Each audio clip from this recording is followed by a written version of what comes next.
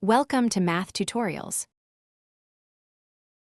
In this video, we are solving every question of exercise 10.1 of Chapter 10, Vector Algebra, from the NCERT Mathematics textbook for Class 12, Part 2.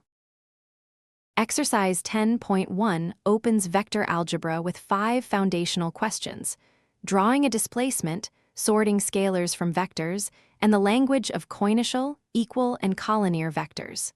Here they are. Question 1 and a new world, vectors. A displacement with both size and direction must be drawn. East of north means measured from the north direction toward the east. Draw north upward and east rightward. The displacement is an arrow of length 40, rotated 30 degrees from north toward east.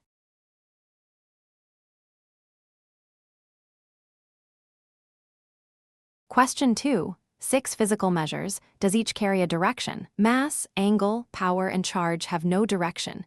Displacement and acceleration do. 10 kilograms, 40 degrees, 40 watts, and the Coulomb charge are pure magnitudes.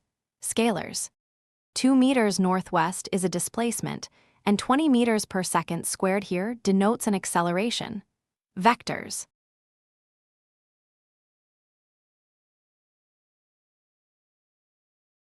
Question 3. 5 physics quantities to sort. Force and velocity point somewhere. The others do not. Time period, distance, and work done are scalars. Force and velocity are vectors.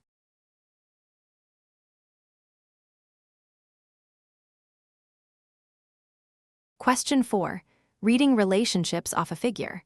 Shared starting points, matching arrows, and parallel lines. In the book square, A and D start at one corner. B and D are parallel with the same length and sense, and A and C run along opposite parallel sides in opposite senses. Coinitial means the same initial point. In the figure, that is A and D. Equal means the same magnitude and the same direction. B and D. Collinear but not equal. A and C lie along parallel lines but point opposite ways.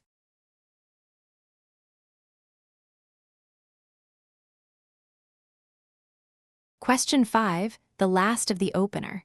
4 true or false statements about collinearity. Collinear means parallel supporting lines, nothing about length or sense. Part 1, A and minus A lie along the same line. True.